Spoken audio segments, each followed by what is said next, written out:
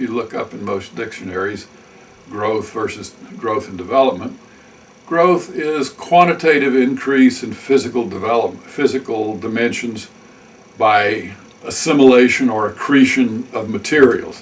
When something grows, it gets physically bigger. There's more stuff when something grows. Development, on the other hand, is more of a qualitative change, an evolution. Things are getting different, maybe better, but at least different. So it's not more stuff with development, but different and evolving, changing stuff. Now, when you go out and look in the real world, very often you find these two things all mixed together. Something is both growing and developing at the same time.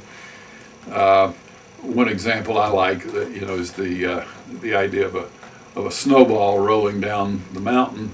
That's accreting or growing, but it doesn't really seem to be developing in any qualitative sense. Or maybe a cancer is just growing, but it's not developing internally in terms of a structure. But then you look, say, at an embryo. Well, there you have both growth and development. The embryo is getting bigger, but it's also qualitatively changing. So there you have development and growth mixed together and kind of intimately mixed together.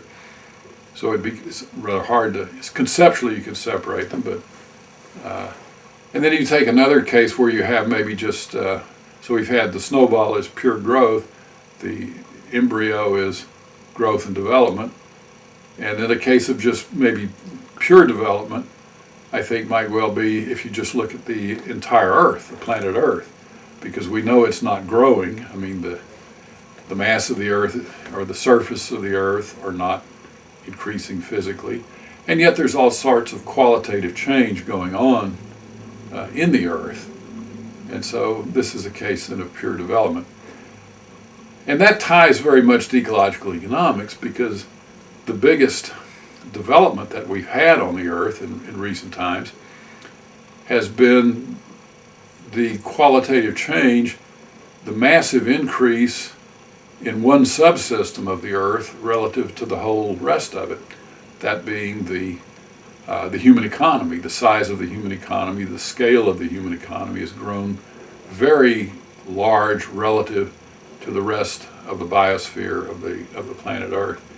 And that is truly something new under the sun, to quote the title of the book by John McNeill, a historian.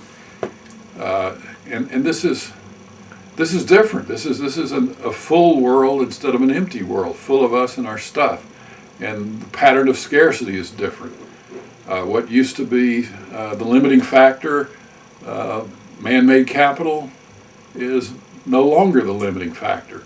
What is now the limiting factor is remaining natural capital. So we've got a whole different pattern of scarcity that's resulted from this qualitative change. And so, I mean, that's the distinction between growth and development and its consequences, why it's important.